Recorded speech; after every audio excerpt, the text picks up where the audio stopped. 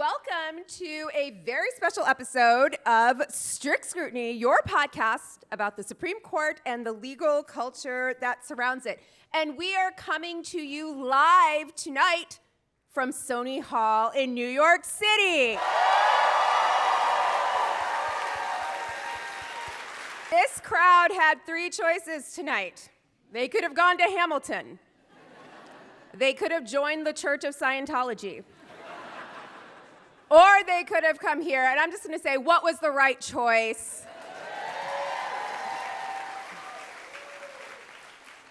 We're your hosts. I'm Melissa Murray. I'm Kate Shaw. And I'm Leah Littman. So, as you know, we have a new Strict Scrutiny summer cocktail, the Big Baller. We still can't tell you what's in it because state secrets, but it has been another fucking week. And since the Supreme Court has now signed off on DOJ getting all of our information without turning over any of theirs, we've decided, I know, boo, we've decided to make these bad boys doubles. So since the court is now on board with the big ball agenda, may it displease the court, let us introduce the bigger baller.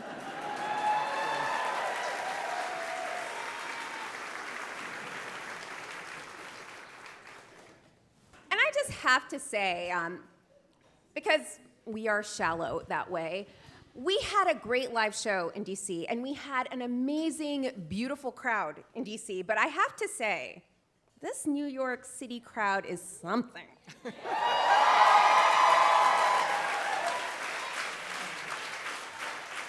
In fact, you all look so good and you're having so much fun that I think we might have to call in the Marines.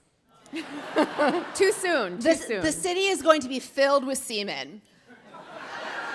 That's SEA men. The Marines are part of the Department of the Navy. Get your minds out of the gutter. This isn't the fucking Pentagon. I've already eaten the frosting off of 3 Magnolia cupcakes, so I am raring to go. It's literally true, and sugar is Leah's secret sauce, so she is really just getting warmed up. But I'm going to get us back on track because that is my job. And here is what we have in store for you tonight. We are going to start off with the unfolding scene in Los Angeles, where as of Thursday, there are nearly 5,000 federal troops deployed in an American city. We're going to talk generally about some of the legal questions raised by the president's domestic use of the military.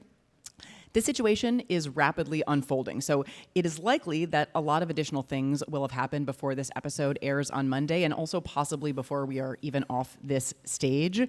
But we're going to press on. After that, we will talk about some of the additional goings-on at SCOTUS, including the opinions that we got last week. And we're also going to be joined by a very special guest. Friend of the pod and Supreme Court litigator extraordinaire, Chase Strangio is here in the house tonight.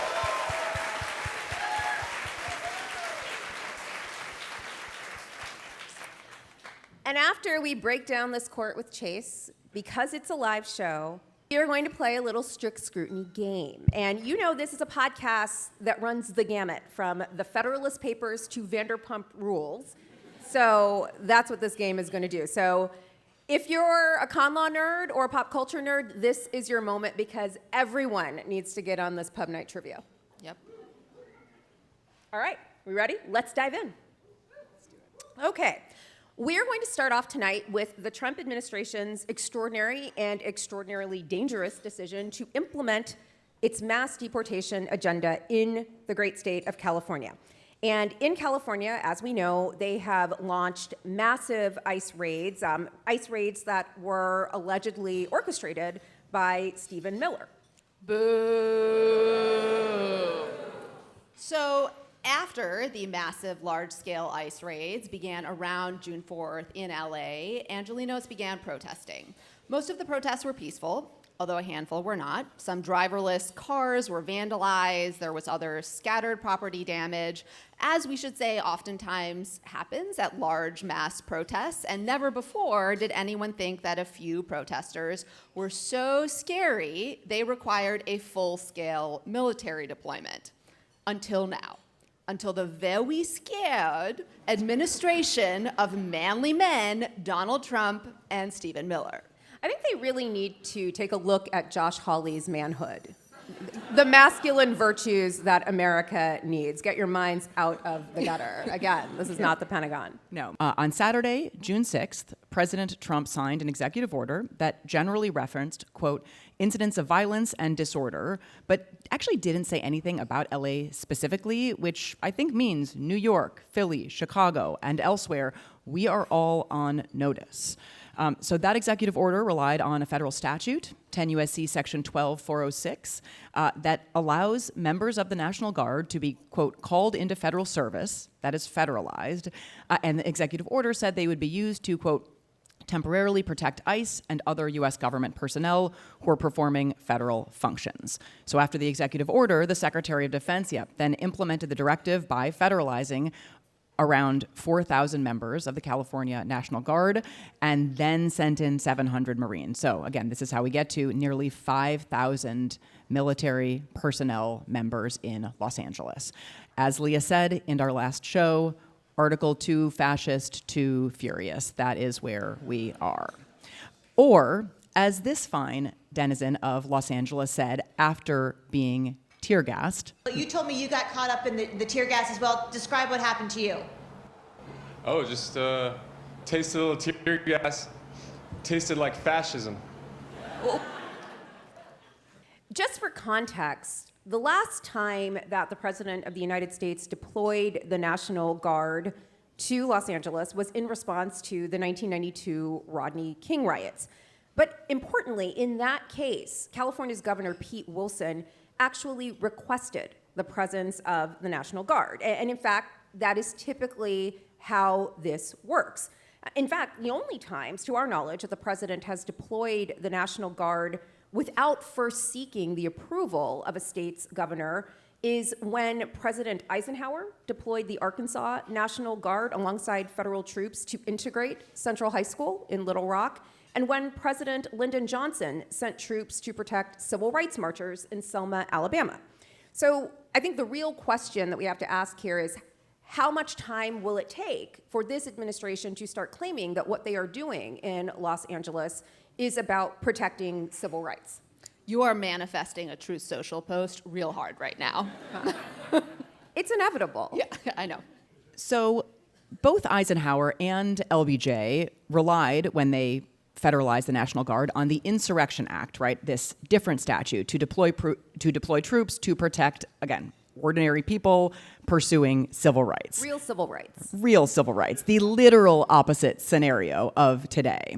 So according to California's complaint in the case that is now challenging the administration's actions in Los Angeles, the only time that this statute that is currently being relied upon, 12406, by itself has ever been used to justify federal military force was when Richard Nixon used it to authorize the National Guard to help with mail delivery because of a major postal strike. Again, nothing like the present. But these guys do love dick. Nixon. So Section 12406. Okay, how many cupcakes did you have? Just 3, and just the frosting. Actually, I did have some pudding as well, banana pudding, so extra sugar. Yep. Okay, but the statute 12406 is usually the vehicle for federalizing the National Guard in service of the Insurrection Act. Here, the Trump administration has consciously decoupled them. At least for the moment, right? Yeah. So we should pause to explain the relevance of the Insurrection Act. So there's another key federal law, the Posse Comitatus Act, which prohibits federal military forces from engaging in ordinary law enforcement, except under specific exceptions when authorized by Congress.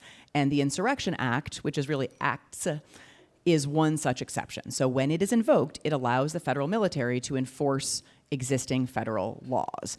It is a very big deal to unleash the federal military to enforce federal law, which is what the Insurrection Act allows, right?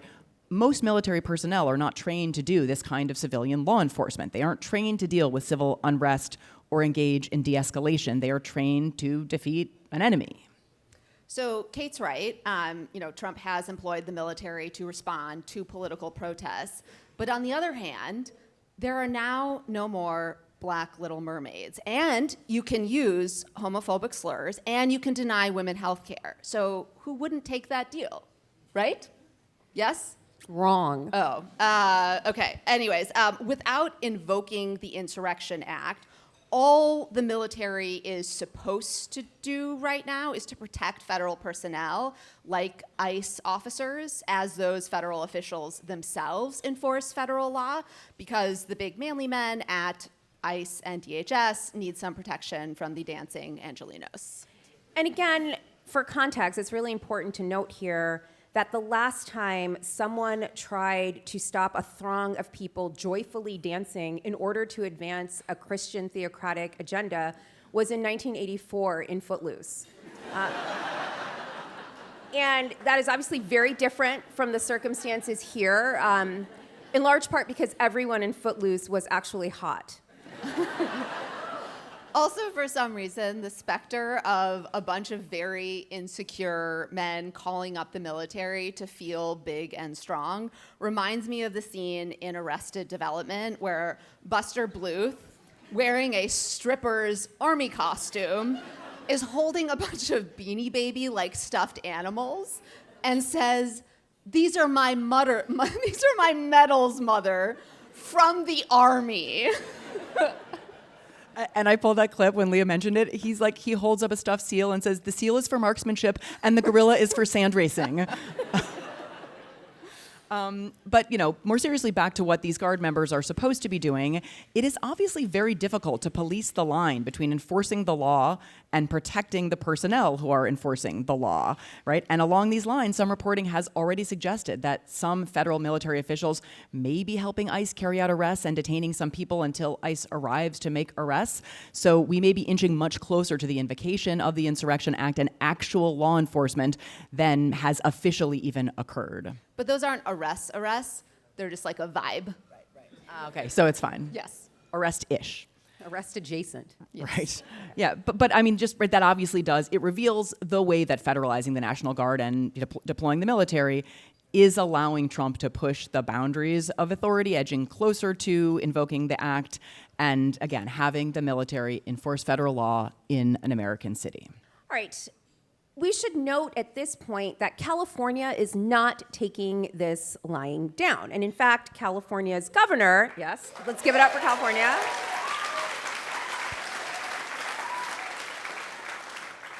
California's governor, Gavin Newsom, we call him Gavin with the good hair and the bad podcast.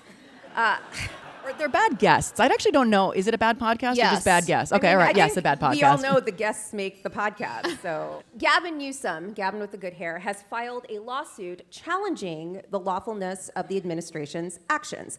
And specifically, California is arguing that Section 12046 specifies that when the president calls members of the state National Guard into federal service, those orders, quote, shall be issued through the governors of the states.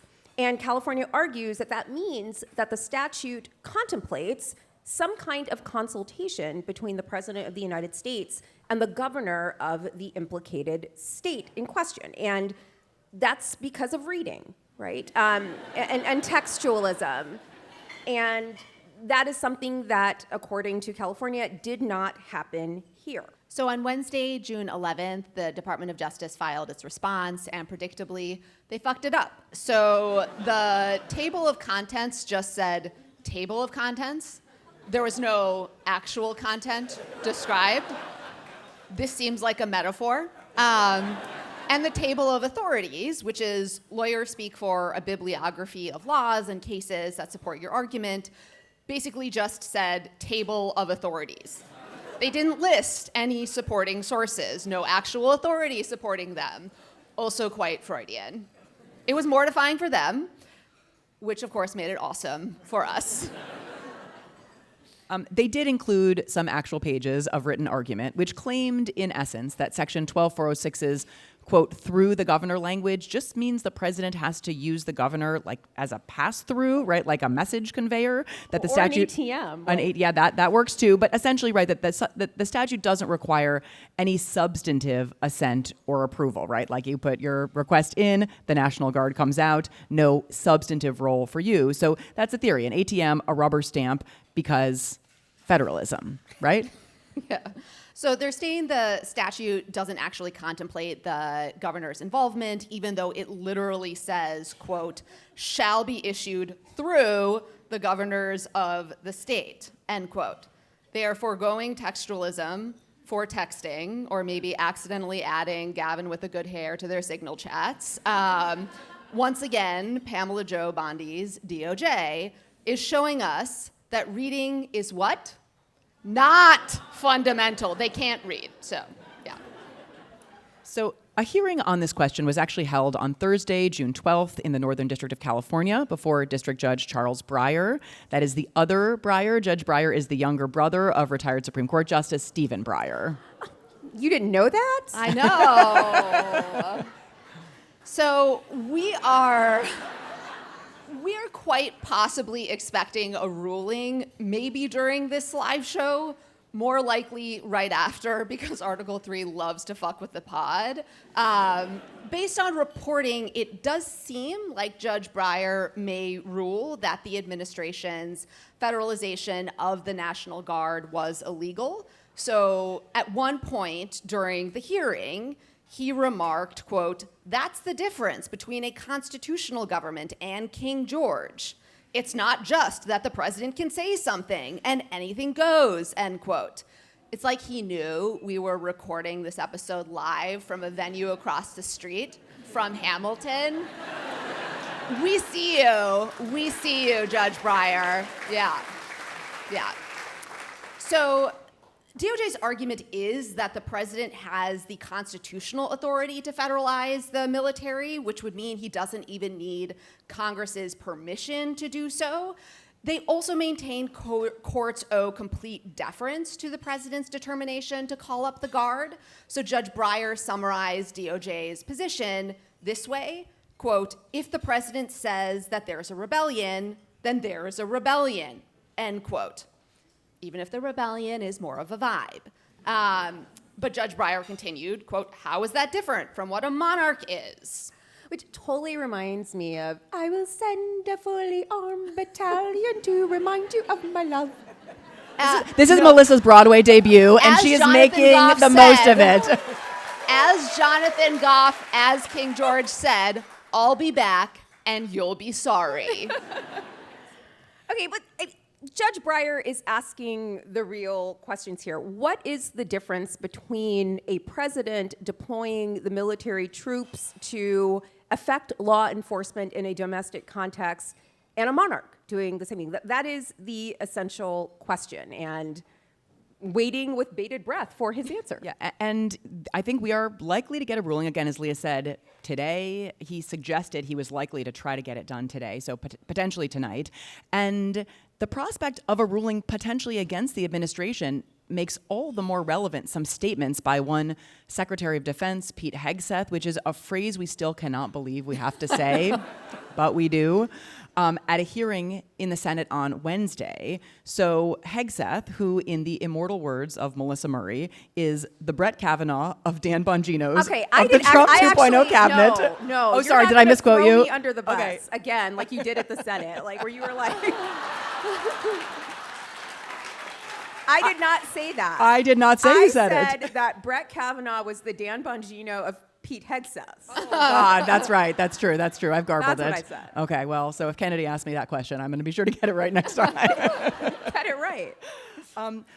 But this aforementioned Pete Hegseth, in response to a substantive question, declined to say whether the administration would obey court orders telling the federal military to stand down. He basically just deflected. He stated, quote, what I can say is we should not have local judges determining foreign policy or national security policy for the country, right? Which was alarming on Wednesday, and in light of the possibility of an actual ruling materializing is all the more alarming. So let's maybe do a lightning round on some assorted thoughts. Yeah. How bad is this? Well, so I think this feels like the administration relitigating and reliving what they wanted to do with the BLM protesters in the summer of 2020, unleash violence and military force against the Black Lives Matter protesters.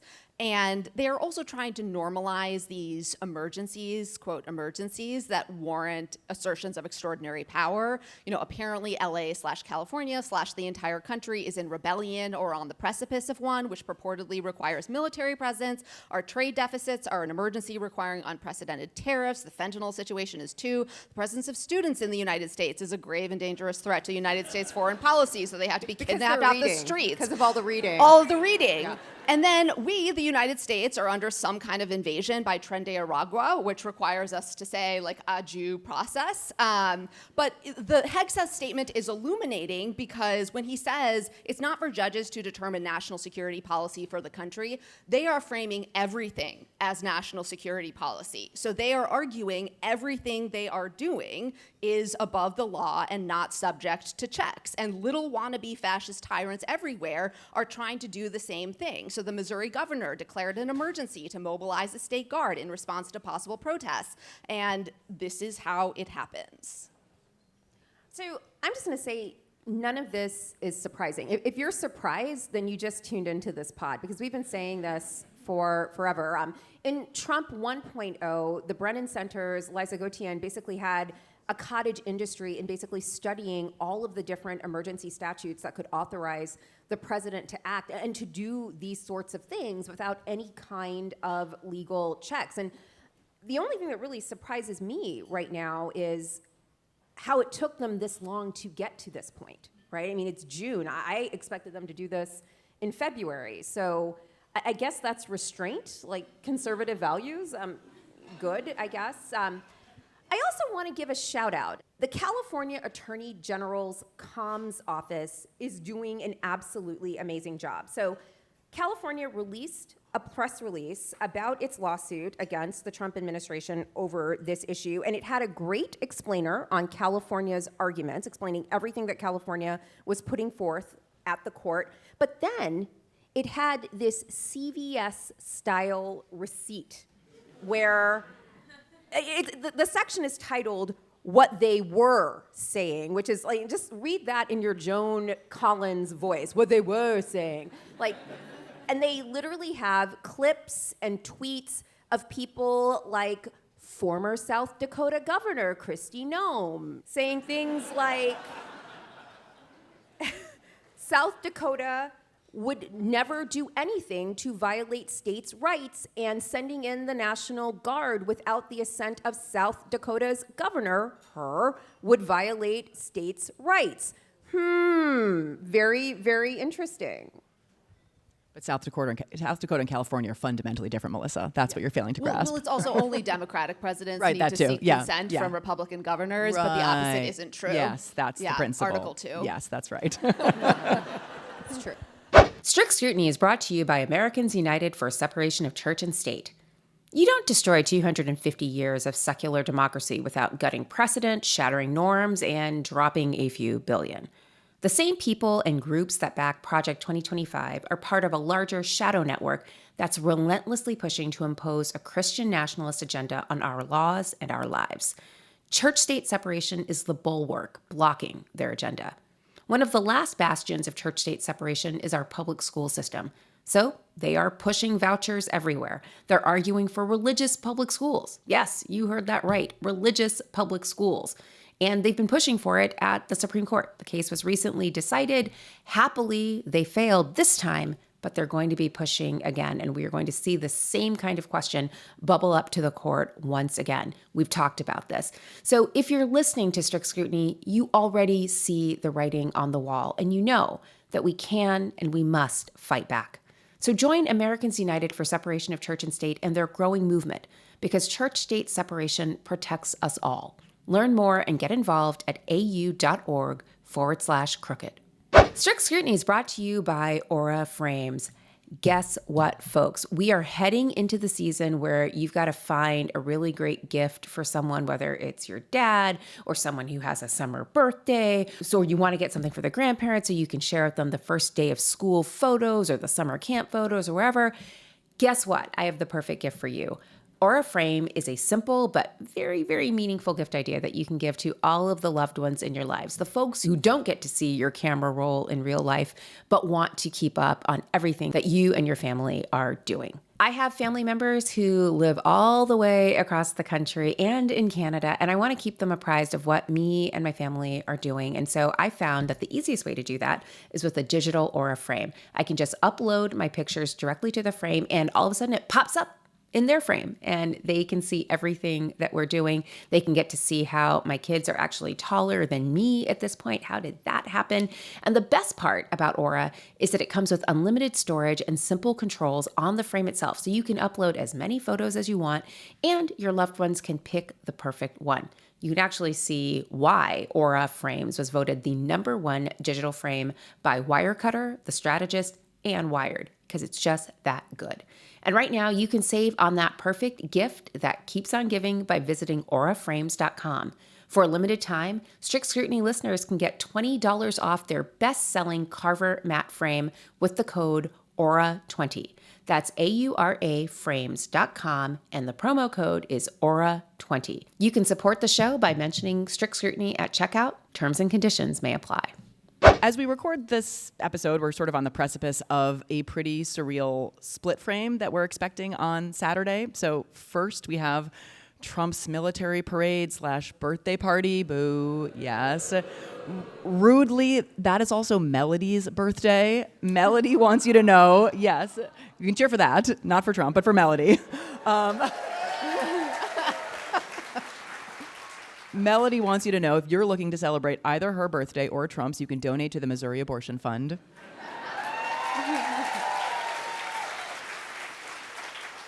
But I'm not wishing this on Melody's birthday, but as of Thursday, there were rumblings that thunderstorms might end up requiring the cancellation of the birthday parade, which, I mean... Let the heavens open! Right. Like possible divine intervention. But we also have scheduled, in terms of this split frame, the No Kings protest planned all over the country on Saturday. The last big round of nationwide protests, the hands-off protests in early April, were actually pretty remarkable, including in very small towns in very red states and big cities like New York. And, you know, Trump has said some pretty ominous things about this convergence, so let's roll that tape. We're going to be celebrating big on Saturday. We're going to have a lot of, and if there's any protester wants to come out, they will be met with very big force. By the way, for those people that want to protest, they're going to be met with very big force. And I haven't even heard about a protest, but, you know, this is people that hate our country. But they will be met with very heavy force. Very heavy force, if you missed it. That's just locker room talk. It's just the way boys talk.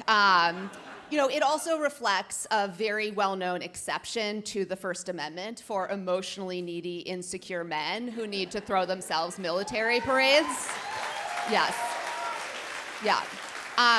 The First Amendment also notably does not apply on June 14th, which is Flag Day, since that is the Alito's favorite holiday, and also their least favorite amendment, at least when it's being exercised by people who aren't Republican. I'd forgotten about that. Oh, Melissa, Vergonia on you. It's so much has happened. Never forget the freak flags flying.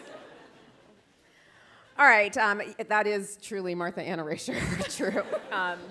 Okay, so just because the heavens are going to open doesn't mean some people aren't going to let their freak flags fly. Some Trump officials have already started celebrating the president's birthday a little bit early. So on Thursday, Secretary of Homeland Security Krispy Noem held a press conference, and she described the occupation/invasion's mission in the following terms. Let's roll the tape. We are not going away. We are staying here to liberate this city from the socialist and the burdensome leadership that this governor and that this mayor have placed on this country and what they have tried to insert into this city. They are liberating LA the same way Vladimir Putin is liberating Ukraine. Like, she just comes out and says they are subjecting a major city to military occupation for politics because they disagree with the city and governor's politics. And unsurprisingly, California's elected leaders, including California Senator Alex Padilla, had some questions, which he tried to ask the secretary at the presser. And this was such a grave offense that the administration manhandled the senator and forced him out of the room. He was thrown to the ground and put in handcuffs.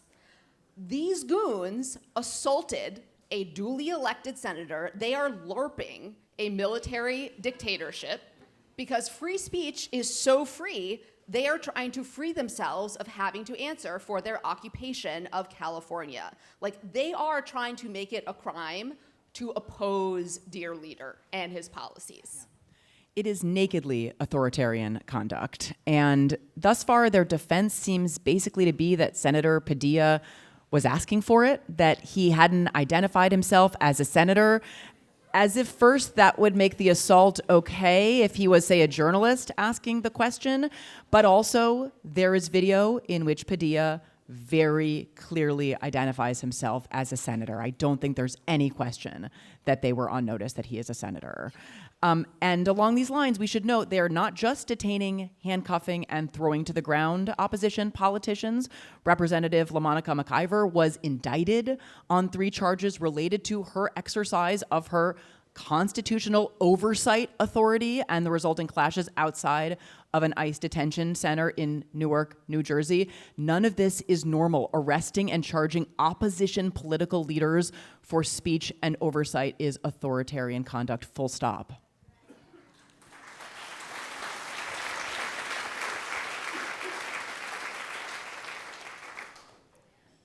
Okay, next up, we would like to briefly cover some of the developments involving Kilmar Abrego Garcia and the ongoing litigation about the scope and substance of the Alien Enemies Act.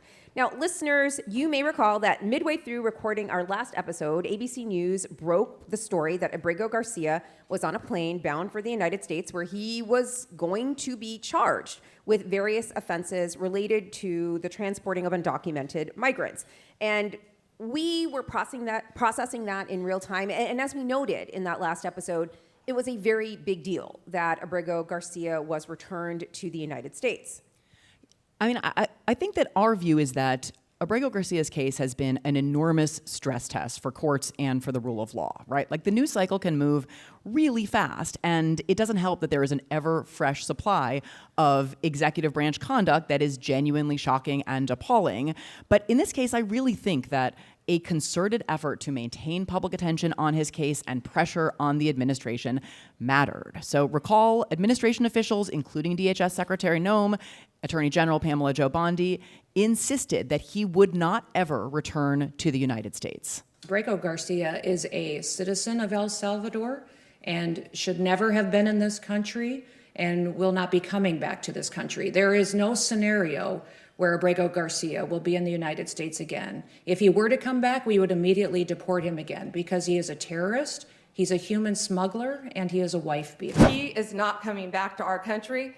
President Bukele said he was not sending him back. That's the end of the story. If he wanted to send him back, we would give him a plane ride back. There was no situation ever where he was going to stay in this country. None. He would have come back, had one extra step of paperwork, and gone back again. But he's from El Salvador, he's in El Salvador, and that's where the president plans on keeping him. So shouty. She should try smiling more.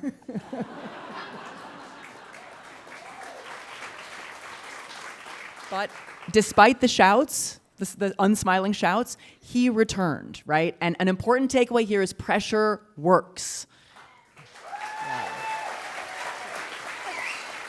And not just pressure from the public, although I think the fact that so many people were engaged with the story, but I have been railing about this thing we call a Congress, so I'm just going to give credit where credit is due. I think it was really meaningful here that the Maryland congressional delegation took themselves to El Salvador, and I think it really made a difference. And so, again, Congress, more of this. And if you don't want to go to El Salvador, you can just show up to Senate Judiciary Committee hearings on Trump nominees and ask them questions, and that would be good too. Speaking of showing up, we are a Supreme Court podcast, so let's get to that business. I've forgotten about them too.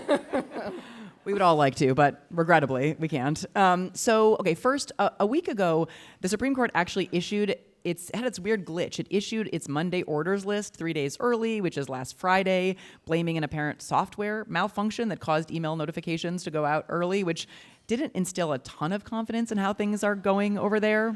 Remember that time when there was a leak of an opinion back in 2022, and the Chief Justice says, we are conducting a technology audit?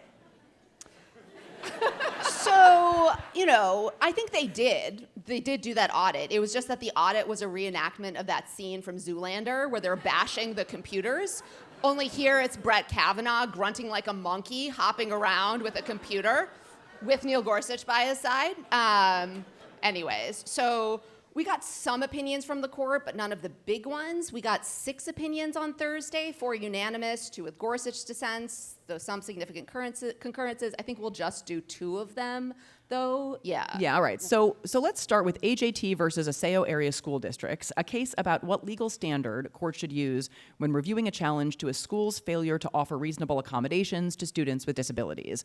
And in particular, when the challenge is brought under a statute, the Americans with Disabilities Act, or ADA, and Section 504 of another statute, the Rehab Act. This is actually an open question because typically challenges to schools' failures to provide reasonable accommodations proceed under another federal statute, the IDEA, rather than the ADA or the Rehab Act. So the court granted cert in this case to decide whether a uniquely demanding standard should apply in the context of ADA and Rehab Act claims that involve students. So let me put this differently. The standard would require students claiming a failure to accommodate their disability to show first that the school acted with bad faith or gross misjudgment, rather than just some deliberate indifference to the accommodation. So a much higher standard for the students to make. And listeners, you'll recall that the way the petitioners framed the question presented really triggered counsel for the respondent, longtime Supreme Court advocate Lisa Blatt, who was defending the decision below in the school district. As she stressed at oral argument, she did not think the courts or her client were abdicating a standard unique to the educational context, and she maintained that anyone who suggested otherwise was a big fat liar, leading to these exchanges. What the school district has said, which is what Monahan said, You believe that Mr. Martinez and the Solicitor General are lying?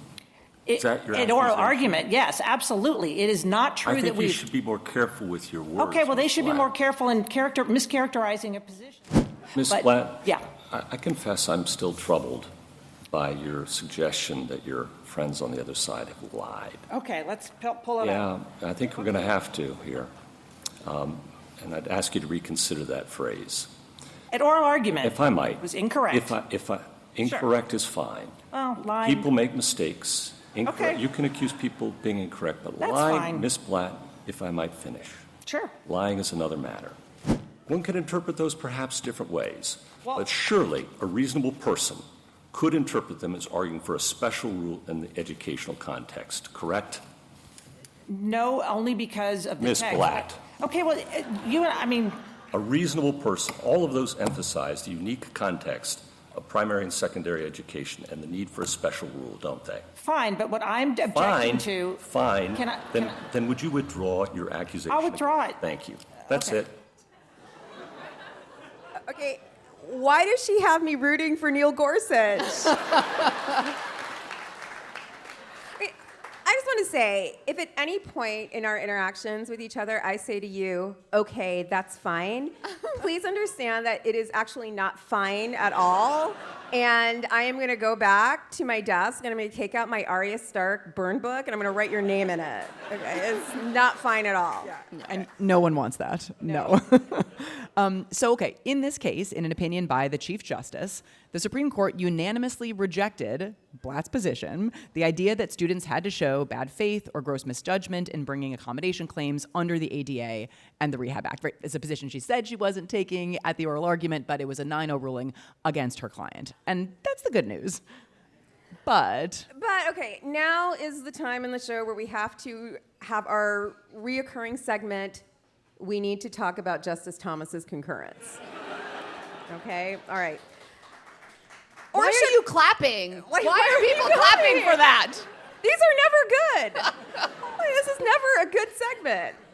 So we are workshopping, we have the Cav currents for Justice Kavanaugh, so we're workshopping some names for the Justice Thomas concurrences. So there is the Clarence currents, a little wobbly, a Claire currents, possibility, the Con Clarence, possibility too. I think you all are thinking of other things. Okay, but we're workshopping it and our DMs are open to your suggestions, so please send those in.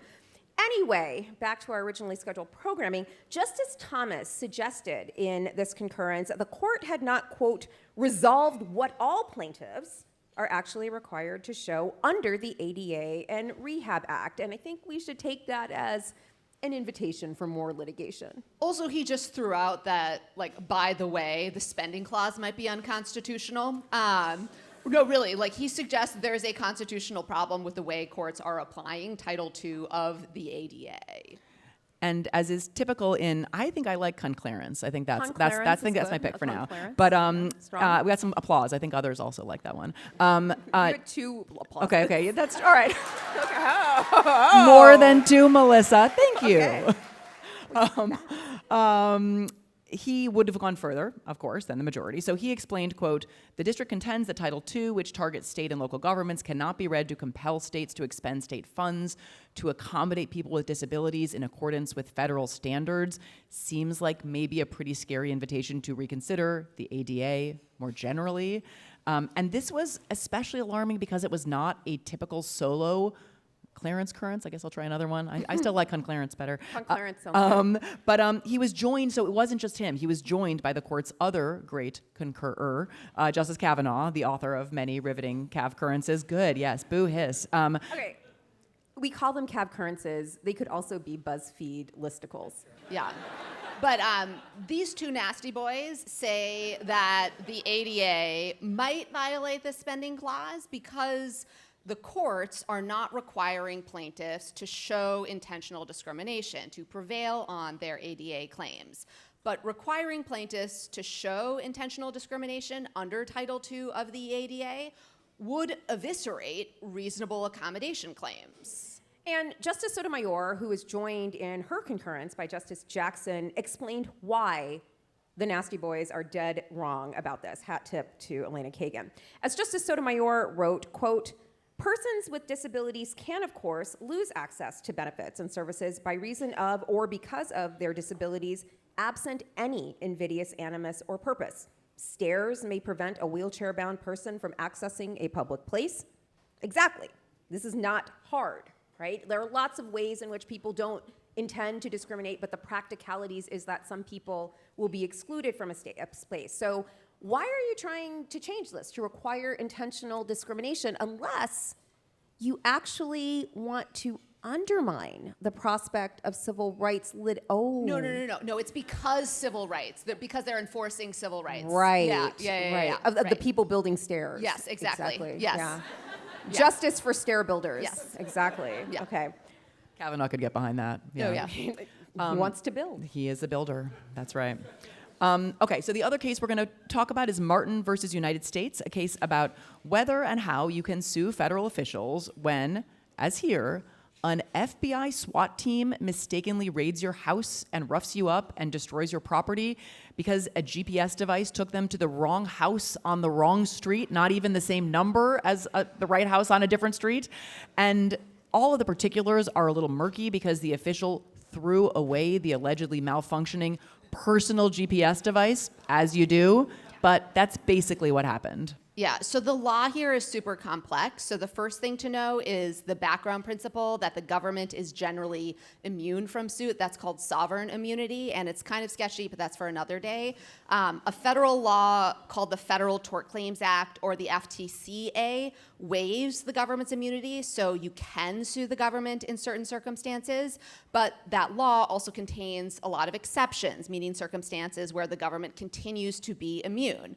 However, those exceptions also have exceptions, including a proviso that removes that preserved immunity in circumstances involving law enforcement officials. Got it? It's fine. Neither do any of the Supreme Court justices, or at least the boys. So, yeah. Basically, everyone in this room is prepared to decide this case right now. Yeah. The particular provision that's at issue here is the law enforcement proviso that allows the government to be sued in circumstances involving certain kinds of law enforcement officials. And the court, in an opinion authored by Justice Gorsuch, clarified that the law enforcement proviso only overrides the government's sovereign immunity in cases of intentional torts, which is one of the statute's exceptions that allows the government to retain its immunity. If you're confused now, so are they.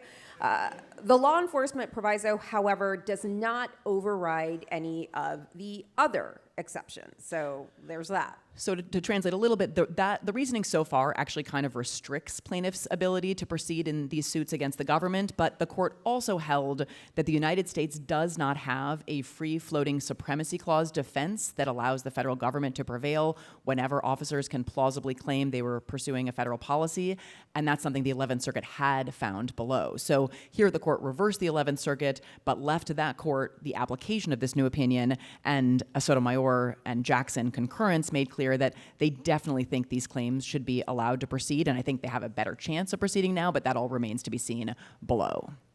All right.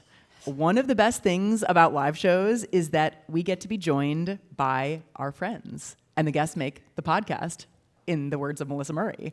So we get to be joined by our friends in real life. It is actually quite rare that even the three of us get to be in the same place in real life, and it is even more rare that we get to hang out with one of our BFFs of the pod. Okay, New York, that's quite a wind-up from Kate, but I think you know what's going to happen now. We're going to be joined by, again, a friend of the pod and a friend of civil rights more generally. Please. Real civil rights. Real civil rights. Please join us in welcoming to the stage the extraordinary Chase Strangio.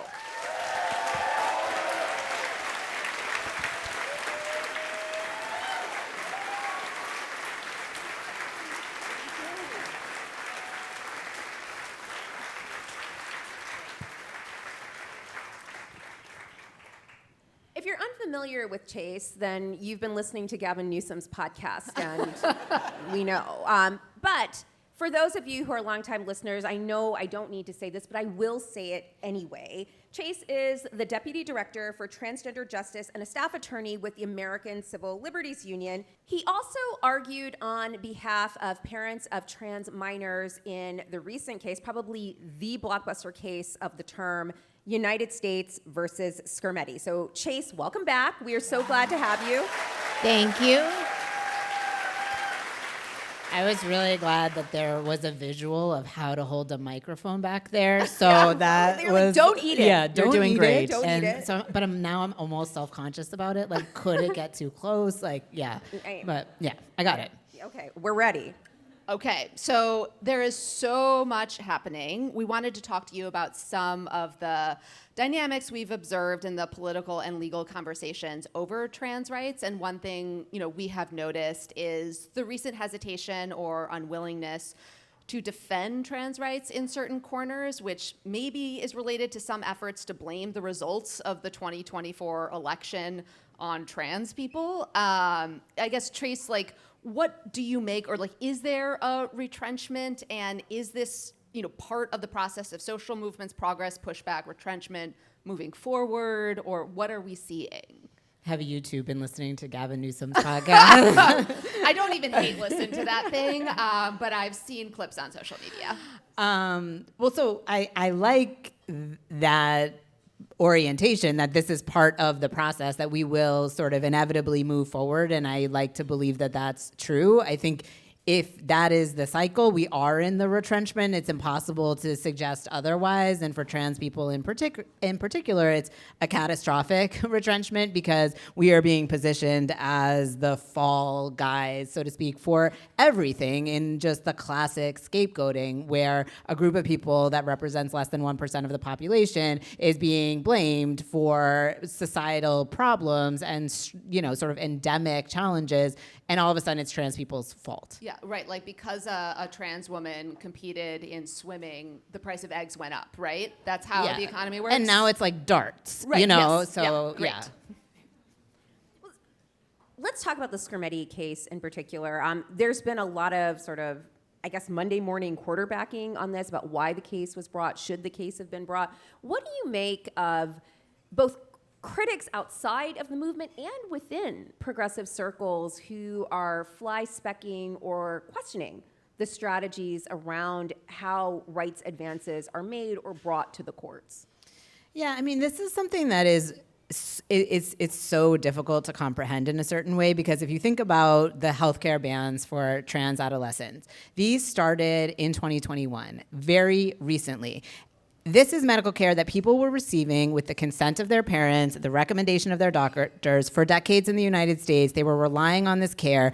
And then you go from 0 states banning this care to half the country banning the care in a period of 3 years. And families are in absolute catastrophic circumstances. Kids are losing their health care. When the ACLU filed the first case in 2021, everyone thought this is a winning case. The governor of Arkansas vetoed the bill. Asa Hutchinson said this is vast government overreach. We are liberal squish, noted liberal squish. Yeah, I mean, Asa Hutchinson loves trans people, as we all know. And he, too, thought this was a bridge too far, and that was the context in which we brought these cases into federal court. Republican governors vetoing the laws, kids losing health care, overriding the decisions of parents in the middle of the pandemic, when the states that were passing these laws were also like, oh, by the way, you can definitely try ivermectin, even though we know it doesn't work. And so that and was bleach. And we have to be able to not send our kids to school en masse because of parental rights. And so that there was this robust discourse of parental rights. These were states that the Republican governors even thought they were going too far, and there was such a catastrophic harm. And so everyone was in support of bringing these cases into federal court. And when you bring a series of civil rights cases into federal court and a circuit split emerges, you cannot control whether the Supreme Court is going to hear a case concerning your civil rights. And I think this is really important. The other thing is there's all sorts of people saying, well, you should have gone to state court, which, first of all, yes, maybe we could have gone to state court in Alabama and it would have been incredibly unsuccessful.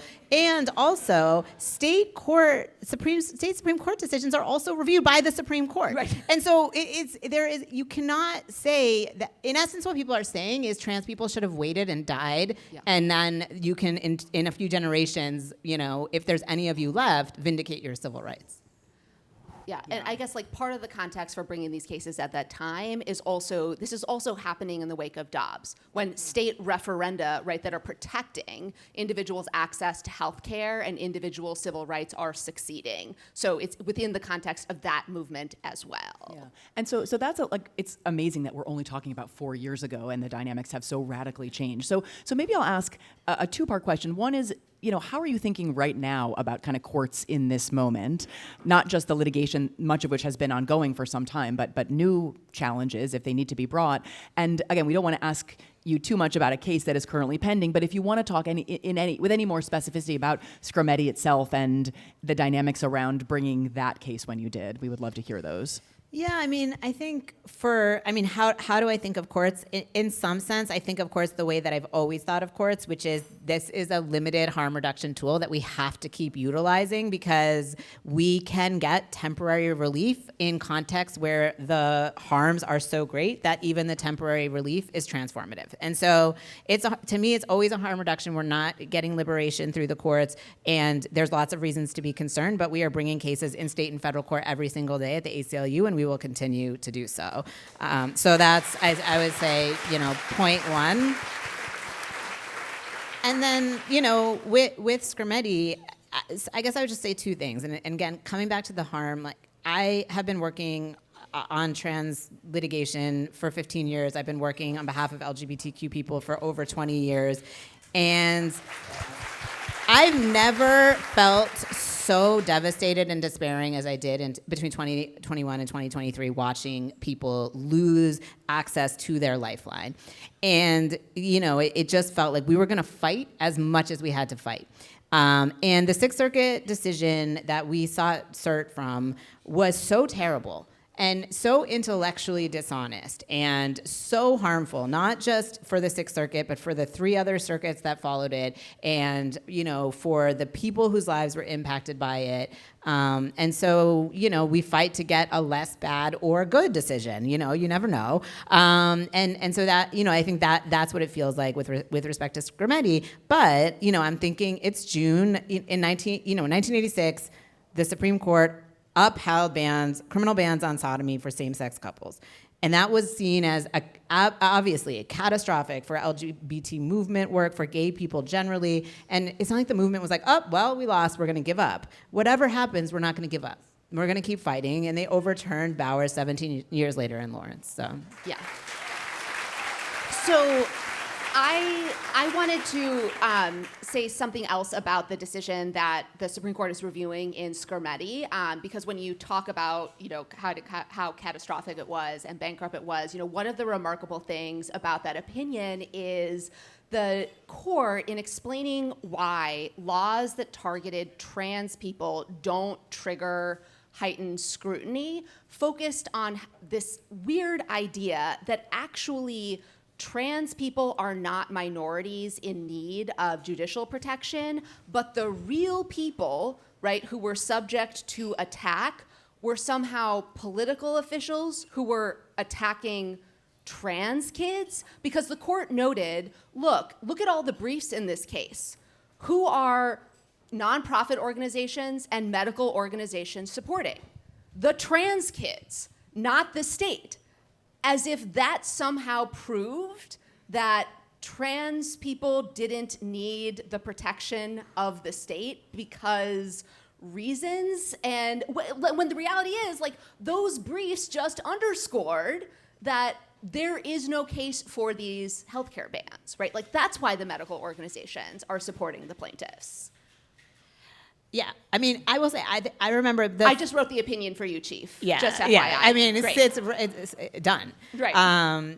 In the appeal of the first preliminary injunction in the Arkansas case, the Attorney General's office got up before the Eighth Circuit, and the first point they argued was that trans people have a huge amount of political power. The other side is really obsessed with zeroing in on Couldn't you have done something about the 2024 election then? Yeah. No? I thought Justice Sotomayor addressed this very effectively agree, in oral arguments, noting that this is not a situation where this group, which is about 1% of the population, is going to be able to harness the political process to affect the kinds of returns that they want. And I also note, this whole question of who exercises political power is not an idle question. This goes to the very heart of what it means to be classified as a minority for purposes of equal protection. So if you look at the Dobbs opinion, Justice Alito talks about how women are not lacking electoral and political power. That's not, get yourself to the ballot box, ladies. It's get yourself to the ballot box so we can later talk about how you don't need to be considered minorities for purposes of the Equal Protection Clause. So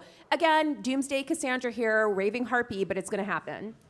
Correct? Yeah, correct. Yes. Yeah. I mean, I do think that this series of exchanges at oral argument in Scrutiny sort of foreshadow all of the ways in which Supreme Court precedent is under attack more broadly. And there's obviously this idea of, well, let's get rid of heightened scrutiny altogether. No, this is the demise of equal protection as we know it. Yeah, and then this idea too that we can just on the front end say, you know what, biological differences, then we don't need to worry about it. But as if the invocation of biological differences wasn't the very thing used to subjugate women forever. And they're like, well, no, biology, QED, we win.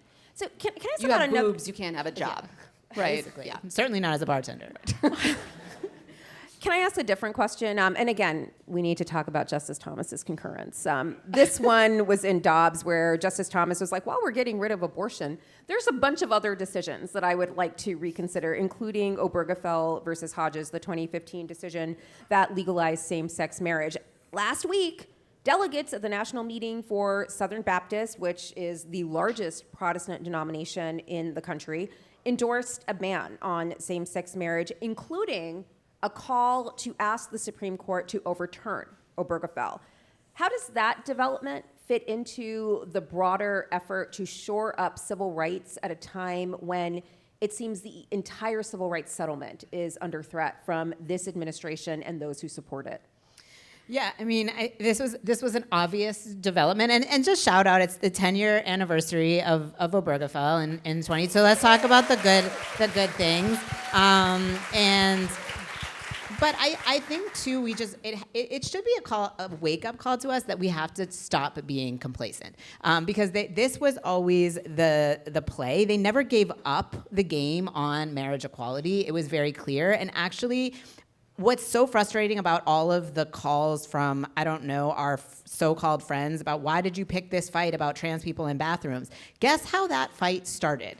It started the day after Obergefell was decided as an effort to say, we're not giving up on marriage equality, we're gonna undermine your equality efforts, and every single time you introduce a non-discrimination measure, we're gonna talk about trans people in bathrooms. And all of that work is being done to erode all of these equality norms for everyone, but also for cisgender gay people. And so this effort to divide us, this effort to act like, if you just drop trans people, don't worry, your marriages will be safe, is patently absurd, and people should know that, and we can't be complacent, and we have to mobilize together.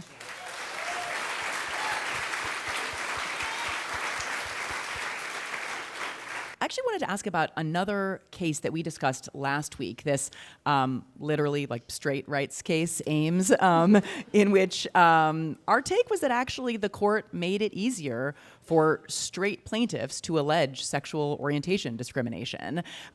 But we thought there was a silver lining in the case, and we're curious to get your take on it. And that silver lining was that the case does cite Bostock, right, which holds that discrimination on the basis of sexual orientation or gender identity is sex discrimination under Title VII. And Sam Alito joined that opinion, and he did not spontaneously combust. And that at least is something we thought of a positive sign. Did you read it the same way? I definitely did, and I think I was really expecting at least a concurrence, being like, I am going to at least continue to lodge my hatred of Bostock, and it relies very heavily on some of the sort of critical parts of Bostock that we continue to rely on in our litigation, including in Scrutiny, which obviously isn't a statutory case, but this idea about the protection flowing to the individual that was central to how Bostock was litigated, and so having 9 members of the court agree with that and cite to Bostock repeatedly, it makes it a lot harder to then overturn Bostock. I also kept wondering, did they just forget to append the Alito nastygram that was going to end? If they did, they just decided malfunction. Exactly. But it really matters that he just held his fire for whatever reason, and now that is a unanimous statement from the court. Yeah. And do you know why he held his fire? I was like, well, I hope it's not something to do with a bargain in Scrutiny, but I guess we'll see. Well, on that bright note, Chase, thank you so much for joining us. We really appreciate it. Thank you,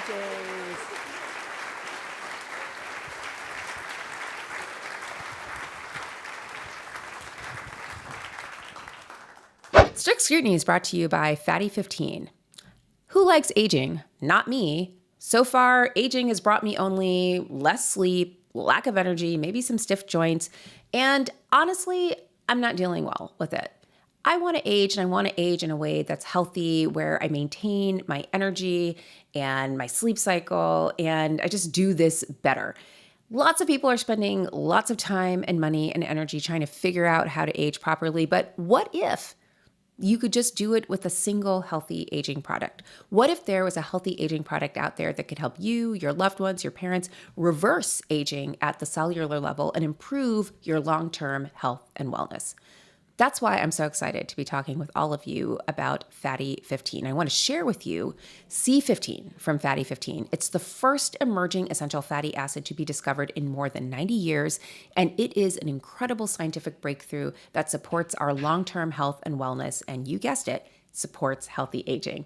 Fatty 15 co-founder Dr. Stephanie Venn Watson discovered the benefits of C15 while working with the United States Navy to continually improve the health and welfare of aging dolphins. Based on over 100 studies, we now know that C15 strengthens our cells and is a key healthy aging nutrient, which helps slow down biological aging at the cellular level. In fact, when our cells don't have enough C15, they can become fragile and age faster. And when our cells age, that means our bodies start to age too. All of this eventually led to studies finding the first new nutritional deficiency in 75 years called cellular fragility syndrome, and that it's caused by a lack of C15. As many as 1 in 3 people worldwide may have low C15 levels and cellular fragility syndrome. But you can fix this and further support healthy aging. A team of doctors working in collaboration with the Navy spent over a decade to develop the pure, optimized, bioavailable C15 zero ingredient in Fatty 15. Thankfully, Fatty 15 repairs age-related damage to cells, protects your cells from future breakdown, and activates pathways in your body that help regulate your sleep, cognitive health, and natural repair mechanisms that support your overall health. Fatty 15 has 3 times more cellular benefits than omega-3s or fish oils, and they taste better too, honestly. By replenishing our cells with the crucial C15 nutrient, Fatty 15 effectively repairs cells, reverses aging at the cellular level, and restores our long-term health and wellness. And Fatty 15 is clinically proven to raise C15O levels, resulting in lower cholesterol levels, healthier liver function, improved gut microbiome health, and improved red blood cell health within 3 months.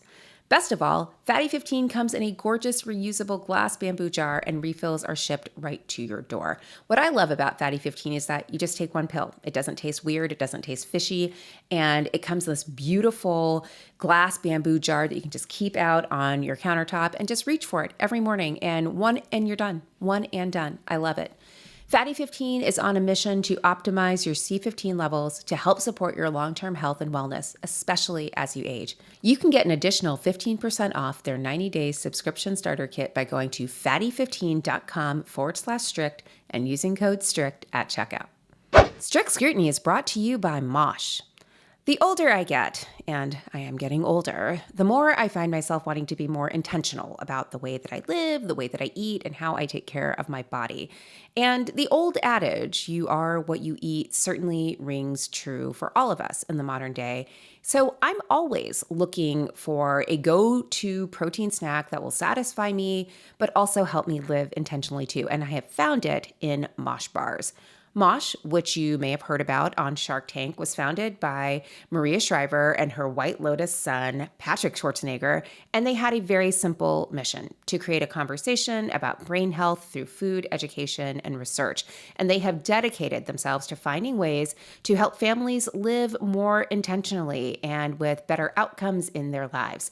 Mosh joined forces with the world's top scientists and functional nutritionists to go beyond your average protein bar. With 8 delicious flavors, including a plant-based one with peanut butter and chocolate, yum yum, each Mosh bar are made with ingredients like ashwagandha, lion's mane, collagen, and omega-3s that all support brain health. And now, Mosh bars come with a new look and a new formulation. They feature a game-changing, brain-boosting ingredient that you won't find in any other bar. Mosh is now the first and only food brand boosted with cognizin, a premium nootropic that supplies the brain with a patented form of acetylcholine. But here's the best part that will make you feel really good. Mosh donates a portion of all of the proceeds from your order to fund gender-based brain health research through the Women's Alzheimer's movement. Why gender-based? Well, because 2/3 of all Alzheimer patients are women, and Mosh is working closely to close the gap between women and men's health research. So I love the idea of keeping my brain in tip-top shape for as long as possible, and I love the idea of making sure that the food that I eat helps with that program. So what I love about Mosh bars is that they're convenient, they're easy, and they taste great. So I can just pop one in my bag. I can eat it on the subway. I can eat it as I'm walking to work, and it keeps me full, provides me with protein, and I know I'm doing something fantastic to make sure that my health from tip to toe is in tip-top shape. I love the flavors. My favorite is the lemon bar. It tastes really good, a little zing, a little citrus. And it's great because, again, you can take it just about anywhere. You can give them to your kids if they need a quick snack, keep a couple in your car, in the glove box. Absolutely fantastic. So if you want to find the perfect way to give back to others while fueling your body and your brain, Mosh bars are the perfect choice for you. Head to moshlife.com/strict to save 20% off plus free shipping on the Bestsellers Trial Pack. That's 20% off plus free shipping on the Bestsellers Trial Pack at moshlife.com/strict. Thank you, Mosh, for sponsoring this episode. All right, I've prepared myself mentally. We're moving on to the game segment. And we really do love doing live shows, and it is great to be in person with all of you. And so, as an expression of our appreciation and love, and also to lighten up this dark timeline somewhat, we thought we would have a little fun with some games. Okay, you totally made that sound like we're having a key party. Okay, that was like very. Don't get excited. We're not.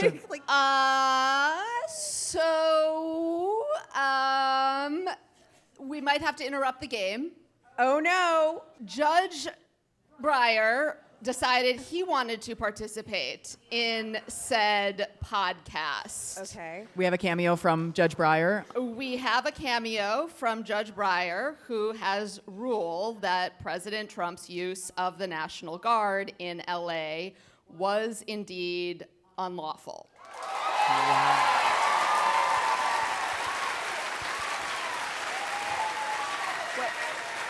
Okay.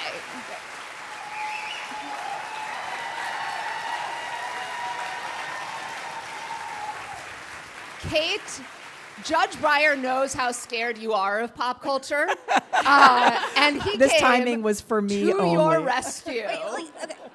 I don't mean to be the fly in the punch bowl, but this is clearly going up on appeal, and I think Donald Trump right now is thinking, "You'll be back like before." It's my moment. You deserve it all. Okay. It's not just going to be Ketanji Brown Jackson on Broadway. Normalize black women on Broadway. So, as the audience for a live show, you get to see us try to process something in real time. I brought my phone up here in case this happened. Okay, so Kate, do you want to opine on some pop culture while I quickly skim this so I can say something? Should we proceed with the game? Or so you're actually going to read? How long is the opinion? It's 36 pages. Yeah, this is literally how we do it. All right.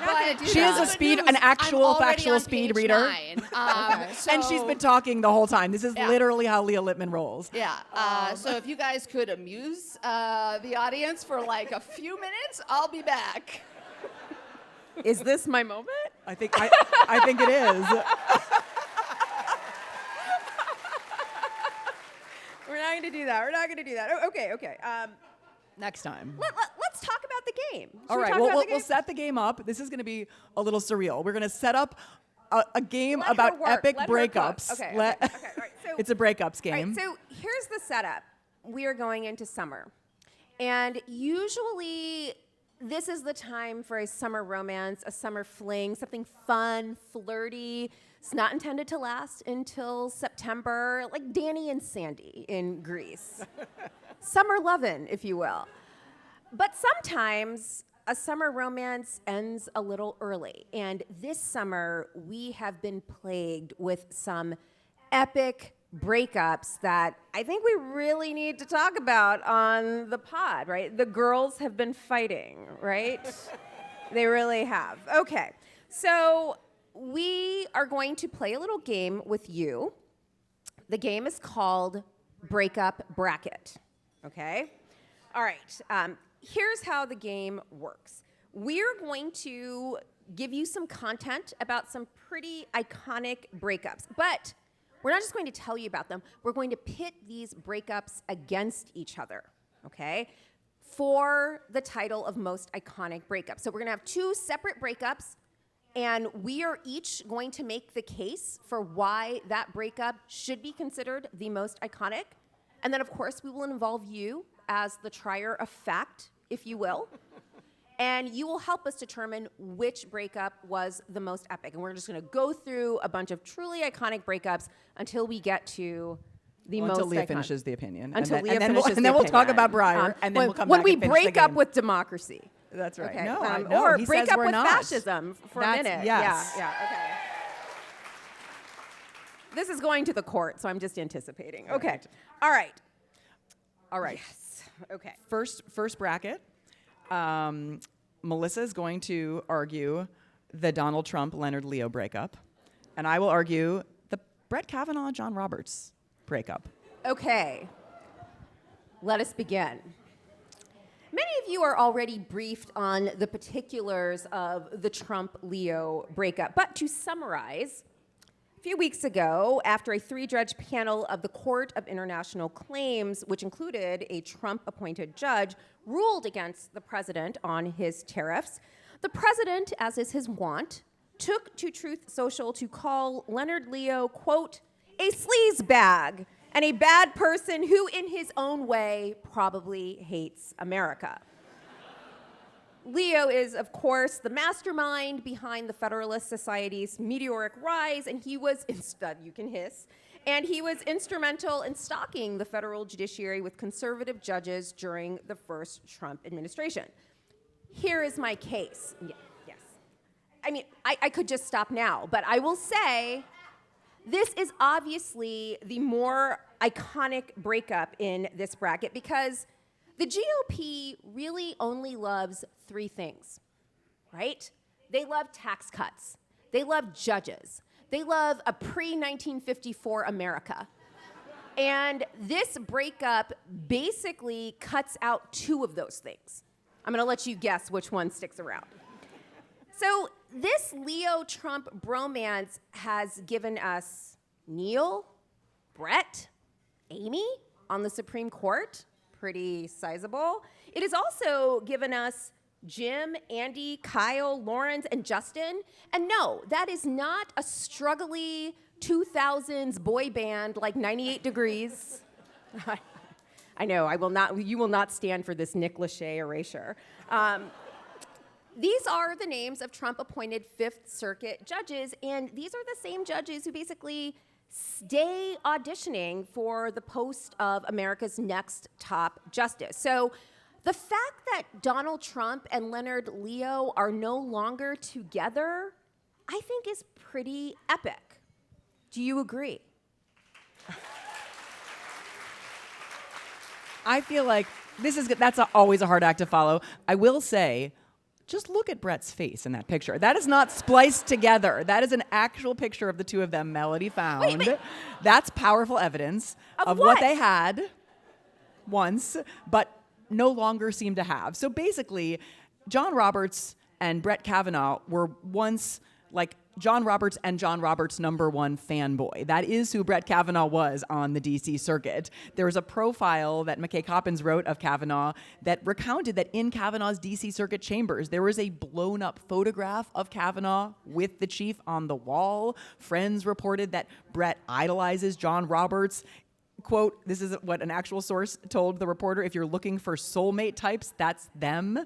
So going from #1 fan to semi-hater is, I think, a pretty big thing.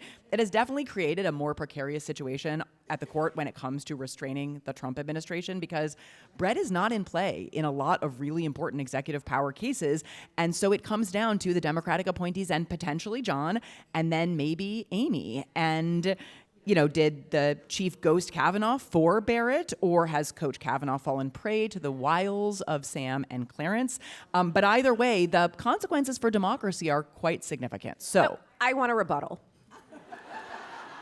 Where is the evidence, other than he's not with the Chief Justice all of the time, that they've actually broken up? We haven't even gotten the big cases from this term. That's true. I'm happy to revisit this debate after, July 1st. But have you met your burden? Leah can decide. Okay, here's the thing. I'm going to conclude this is a tie. It's a draw because both of these, quote, breakups are like the Spider-Man meme. Speaking of winning... That is such a millennial response. Thank you. Not a compliment. Okay, well, whatever. Sorry. Speaking of winning, okay, a quick recap of the opinion/order Judge Breyer just gave us. And I apologize if this is a little rough. I was literally taking screenshots of different opinions, parts of the opinion on my phone that I wanted to be sure I touched on. So, first, Judge Breyer rejects the government's argument that the court cannot review the grounds for the president's federalization of the National Guard. So he says, yes, of course, courts owe the president deference. They can't review the president's factual determinations, but at least in the context of domestic matters, courts get to decide whether the president correctly applied this statute. So the president invoked two grounds for federalizing the National Guard. One is that the country was, as we jokingly said, in rebellion. That was the dancing. Yeah, that was the dancing part. The second is that the federal government wasn't able to execute federal law without the involvement of the National Guard. So on the rebellion front, Judge Breyer is basically like, get real, guys. This isn't a rebellion. This is called First Amendment activity and protest. Exactly. And shorter, Charles Breyer. Everybody cut. Everybody cut. Charles Breyer also invokes some interesting sources to support the idea that rebellion really is not synonymous with political protests. So he cites Wuthering Heights. Oh yeah, examples of this usage include spiritual rebellion. The event of this evening has reconciled me to God and humanity. I had risen in angry rebellion against Providence. Quoting Bronte, Wuthering Heights. Okay, he's literally not helpful. stunting on that. I know. He's like, I read. I can read. Unlike you buffoons. So he also goes through different examples about how, of course, there is some violence here, but violence might be necessary for a rebellion, but isn't sufficient. And he goes through, again, different examples of how there has been, some violence in political protests throughout American history. He also notes that, protests against the federal government is a core civil liberty protected by the First Amendment, and so that cannot justify finding a rebellion. Yes. Okay. So then he also concludes that the president did not actually sufficiently determine that it wasn't possible to execute federal law in the absence of federalizing the National Guard. So he says, while ICE was not able to detain as many people as defendants, read Stephen Miller, believe it could have, ICE was nonetheless able to execute the federal immigration laws. Then on this point about whether the order has to go through the governor, Judge Breyer agrees with the state that, of course, these orders have to go through the governor as the statute says. Reading, according to Judge Breyer, is fundamental, right? So very, very good there. He notes that, of course, the order the president said wrote at the top of it through the governor, that he says is not sufficient to actually satisfy the statute. Also, he notes that, again, it just doesn't matter, that they, again, told the governor allegedly, instead it requires more meaningful consent. Finally, Judge Breyer adds that they are in violation of the 10th Amendment because they are usurping the state's police power. Federalism! Federalism. It's a thing. He's totally stunting on them. He is. States' rights, you bitches. So It's not just for integration anymore. no, it is not. I also wanted to note some real troll energy in this opinion, which I have to say respect to. So toward the closing of the opinion, Judge Breyer suggests that the federal government is harming California because they are depriving the state for 2 months of its own use of National Guard members to, among other things, combat the fentanyl trade. That's good. Oh, dang, Yeah. Gina. Oh, yeah. Oh, yeah. Judge Breyer has also been reading the news because he ordered the plaintiffs to post a nominal bond of $100. This is important because there's currently a proposal in Congress that would limit courts' authority to hold officers in contempt of violating court orders that don't have a bond accompanying them. So Judge Breyer is dotting his I's, crossing his T's, and ensure he can haul these goons off to jail if need be. Okay. No, wait. You know what would have been absolutely iconic? What? If he'd made the bond $1, like Taylor Swift, and nominal damages. That would have been iconic. Iconic. I'm still going to classify this opinion as iconic. No, the opinion, yeah, I mean, it could have been even more iconic. Yes. I mean, some notes. I mean, the guy did turn it around in a few hours. I mean, Impressive. Wait, so I don't want to put you on the spot, but does he do anything to stay the order at the end? Like, what is it? What do we know about? It is ordered. So a hearing on this order to show cause will be held on June 20th. Okay, order to show The court stays this order until noon on June 13th. Okay, so we have So tomorrow. 24 hours. Okay, 24-hour stay. So they go to the 9th. Yeah. Right now. We should come back tomorrow and do this again. Yeah.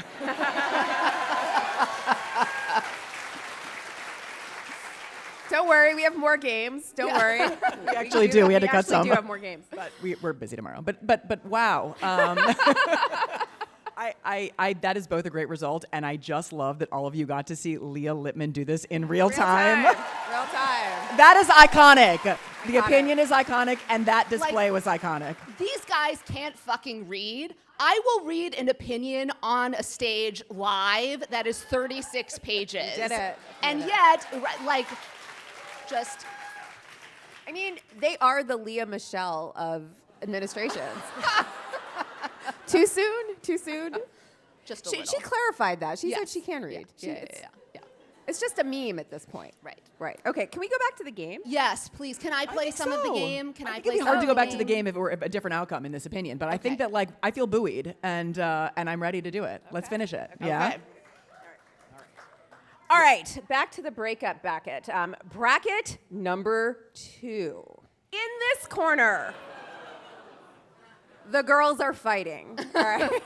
And in that corner, the girls are also fighting. Okay. So in this corner, we have Donald Trump and Elon Musk. All right. I'm going to give the very quick and straightforward case for Trump Musk.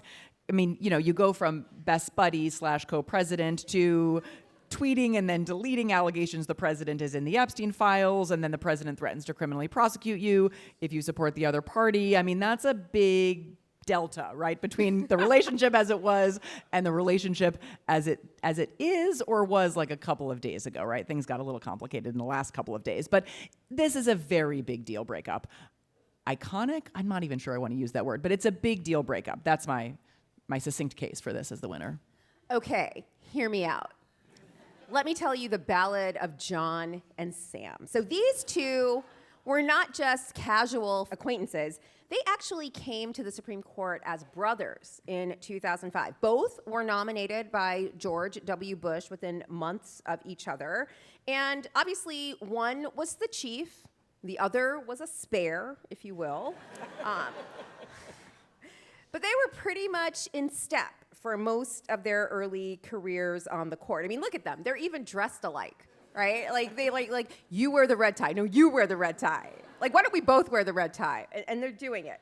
So what makes this a new era in their bromance is that now the spare is publicly shit-talking the chief. and he's possibly doing it on background to the press. And honestly, I'm just gonna say it's giving Prince Harry and Prince William, but without the very hot American wife. That checks out. So I'm going to play judge since I just read and processed a judge's order.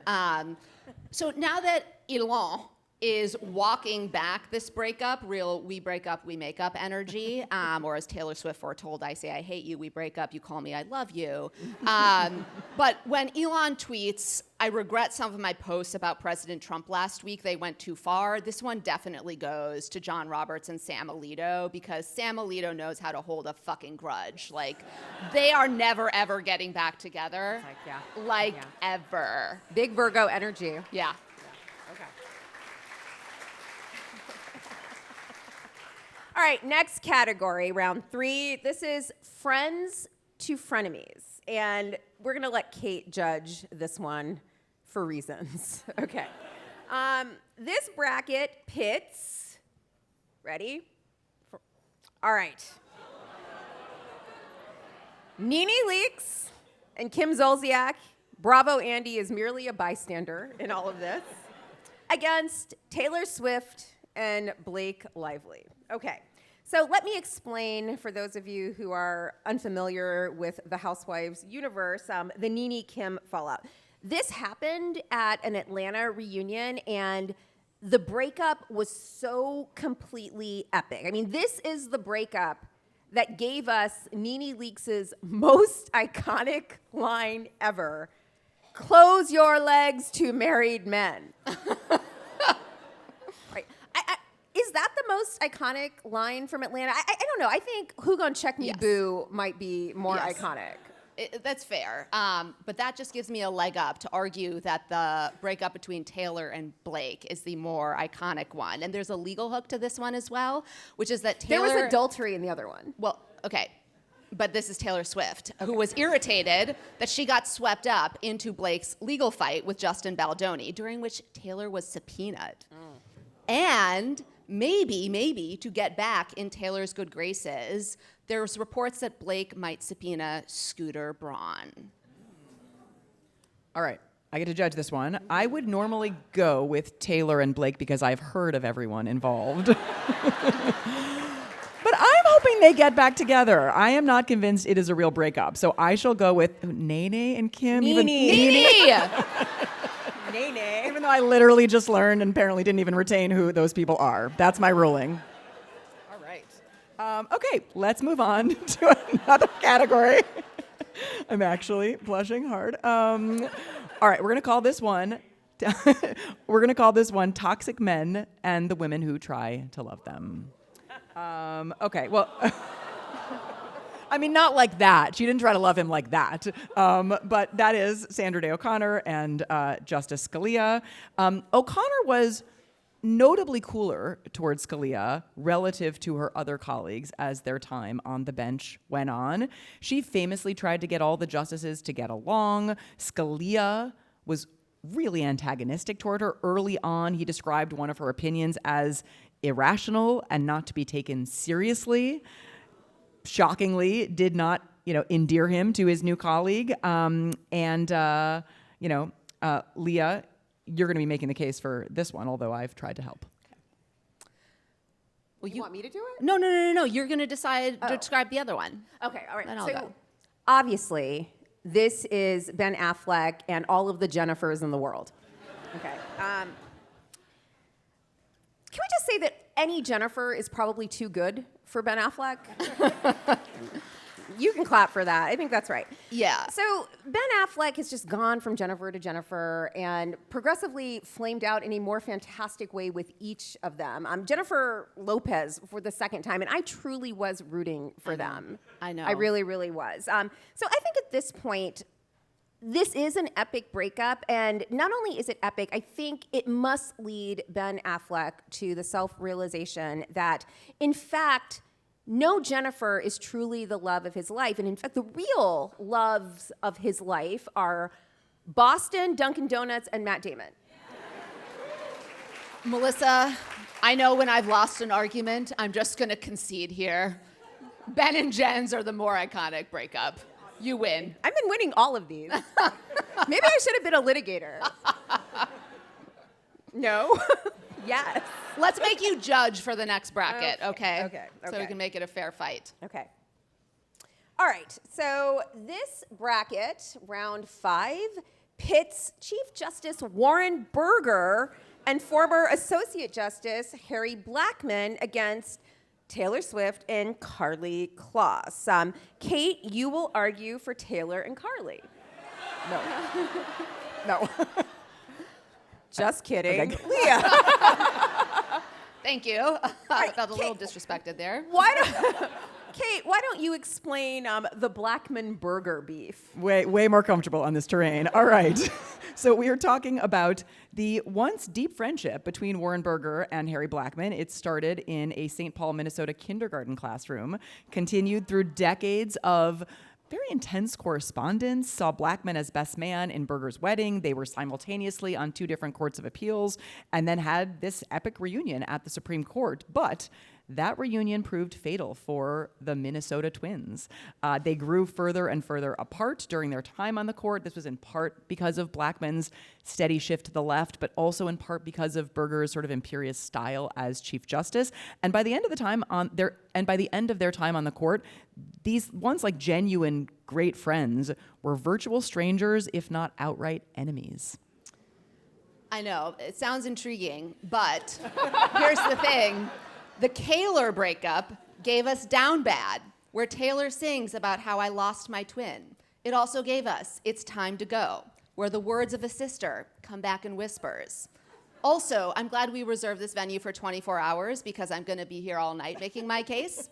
But, okay, so at the final night in the Los Angeles concert, where Carly showed up unexpectedly, I was literally standing between them in Taylor's line of sight to Carly Kloss, and I can just tell you this breakup wins. And in closing, and if you know, you know, and you'll know I've won this one, I'll just say it hits different with you.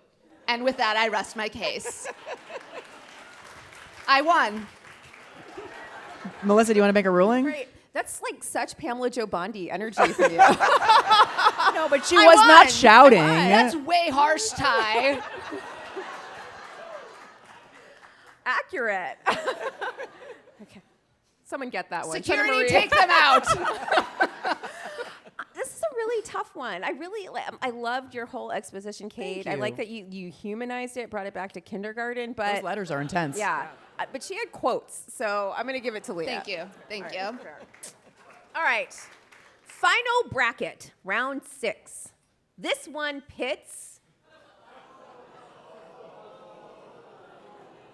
This too soon, maybe too soon. Oh, well. Which one? Well, this one pits Donald Trump and pre-JD Vance Mike Pence against Tom Sandoval and Ariana Madix. Kate, I will let you argue on behalf of Trump Pence. Yeah, clearly that's the one I'm doing. Okay, again, a fairly straightforward case. There was a literal riot where people were calling to hang Mike Pence. President Trump threw his VP under the bus, placed him in mortal danger by encouraging a riot in which people were calling for Pence to be hanged. High stakes for the relationship, high stakes for democracy. Seems like a bigger deal breakup than the other one. It sounds like a big deal, but Donald Trump told me that was a day of love. And there was no love in that post-filming episode of Vanderpump Rules. Because when Tom asked Ariana if she needed anything, her response was, "For you to die." It generated the iconic, "I regret ever loving you, and I don't care about fucking Raquel." Plus, she's now the host of Love Island, which, despite everything you may have heard, is not a show about vacationing January 6 rioters. And unlike Trump and Pence, this breakup has its own name, Scandival. What's the phrase for the failed Trump and Pence relationship? There isn't one. I believe it's insurrection. I'm going to give this one to Kate. Yeah. All right. We got to land this plane, this Qatari jet, this emolument, if you will. So we are going to end the show by doing what we always do, which is recounting our favorite things from the weeks, the best things that we've read, seen, watched, whatever. So Kate, kick it off. All right, and we're going to be very quick. So first, Melody has another podcast in She addition to cheats our on podcast, the Culture Study Podcast with Anne Helen Peterson. And it had a great interview last week with Sophie Gilbert, author of Girl on Girl, a really excellent book we've all recommended. So check that episode out. And the other thing I'll recommend is Steve Vladek, friend of the pod, has his latest installment of One First Street is about federalizing the California National Guard. He is just an incredible resource on all of the deep sort of dimensions of the legal questions we were discussing here. So read that and also follow him as this continues to unfold. And finally, this isn't a thing I read or watched or anything, but I want to call out Argent, the designer whose clothing we are all wearing tonight. We are very colorful, and their wonderful clothing is the reason why. Ambition suits us. I guess so. So my favorite things are Michelle Goldberg's piece in the New York Times, This is What Autocracy Looks Like. And yeah, that was phenomenal if you haven't read it. Also, I was also going to say our Argent fits. Thank you, Argent, for making women's workwear fun. Okay, I would like to recommend Ellie Mistal's latest column in The Nation, What the Hell is Posse Comitatus Anyway? It's a great primer on the Reconstruction-era roots of the Posse Comitatus Act, as well as a very bracing distillation of everything that could go wrong with what is happening in LA and elsewhere. I'll also recommend Amazon Prime's adaptation of Alifair Burke's fantastic book, The Better Sister, with Elizabeth Banks and Jessica Biel. I also want to shout out my mom friend, Sarah Sklarandis, who provided the amazing shoes that Kate is wearing. Yeah. Kate was like, what do you think? And I'm like, I have the perfect shoe for you. And she's like, what does it look like? I mean, it's a leopard print, but blue. And Kate looked scared. I did, but I generally do what Melissa tells me, and it generally works out well. So and I think it worked out well here. So we are super grateful to Argent and Sally Christensen and Sarah for helping get us dressed. Again, women's workwear does not have to be terrible. It can be fun. Someone please tell the folks in the Trump administration. So to wrap up, we have some final thank yous. Thank you to our tour manager, Sophie Eisenstadt. Thank you to our producer, Melody Rowell. Thank you to our intern, Jordan Thomas. And thank you to the amazing Detox for opening the show. When I say it was the fucking best to be able to appear on a stage after Detox, I mean #goals. Before we leave, can we ask one more favor of you New Yorkers? Can we get a selfie?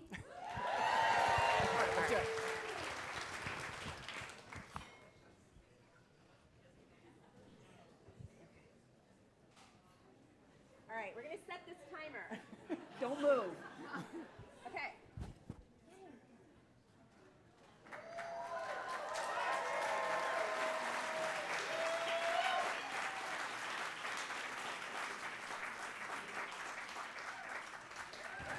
Thank you, New York! Thank you so much, New York.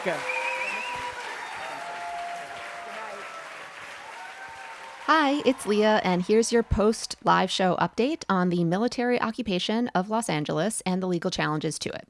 On Friday, the U.S. Court of Appeals for the Ninth Circuit issued an administrative stay of Judge Breyer's decision.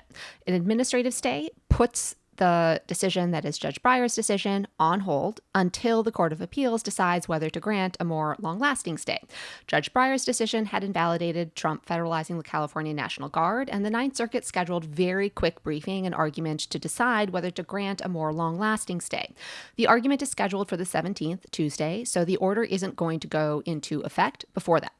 Judge Breyer's decision did not address the lawfulness of Trump deploying the Marines. In order to federalize the California National Guard, the Trump administration relied on a statute, 12406, that addresses the National Guard. So the administration had to rely on another source of authority to deploy the Marines. And Breyer's order only addressed the lawfulness of calling up the California National Guard under 12406.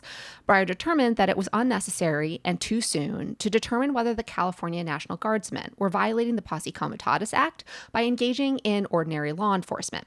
Events seem to have superseded poor Judge Breyer Breyer, just like his order kind of threw a wrench into our live show. Specifically, there have now been reports of Marines detaining American citizens, which at the time Judge Breyer issued his order had not yet clearly materialized. That matters because it tees up the question of not only whether the president had the authority to call up the Marines under these circumstances, but also whether the actions that the Marines are taking constitute the kind of ordinary law enforcement that the Posse Comitatus Act prohibits the military from engaging in. Oh, and who was the citizen who was detained by the Marines? A black veteran. And again, this looks pretty illegal under the Posse Comitatus Act because detaining someone who purportedly crosses a taped boundary, that's kind of ordinary law enforcement. That's not protecting federal personnel or property. And that's all the updates we have for now. We had a wonderful time in New York City. If you were one of the people who stuck around after the show for the meet and greet and took a picture, we would love to be able to see those pictures. So please feel free to send them to us. Thanks, everyone. All right, just a couple things we wanted to tell you about before we go. First, Inside 2025. If you join the Friends of the Pod community today, you can unlock subscriber-only shows like one called Inside 2025, plus other exclusive perks. We actually, so Leah and Melissa and I, hosted the last episode of Inside 2025, and the conversation sort of pulled back the curtain on what really happens inside the Supreme Court, in particular during June when the opinions are flying fast and furious. So if you subscribe to the Friends of the Pod community today, you can unlock Inside 2025 and so much more. Just go to crooked.com/friends. Also, want to tell you about our friends at Vote Save America and what they are doing right now. So you probably know there was an outpouring of overwhelmingly peaceful protests in Los Angeles last weekend in response to ICE raids targeting community members. Trump is escalating the situation by deploying the National Guard to LA in hopes of seizing more power for ICE, for the presidency, and also turning the media against protesters. We've made very clear we think it's a blatant abuse of power. It is designed to intimidate families and stoke fear and break community spirit. And our friends at Vote Save America are responding by raising money for immigration defense groups. So you can go to votesaveamerica.com/support and donate what you can to help right now. Paid for by Vote Save America, votesaveamerica.com, and not authorized by any candidate or candidates committee.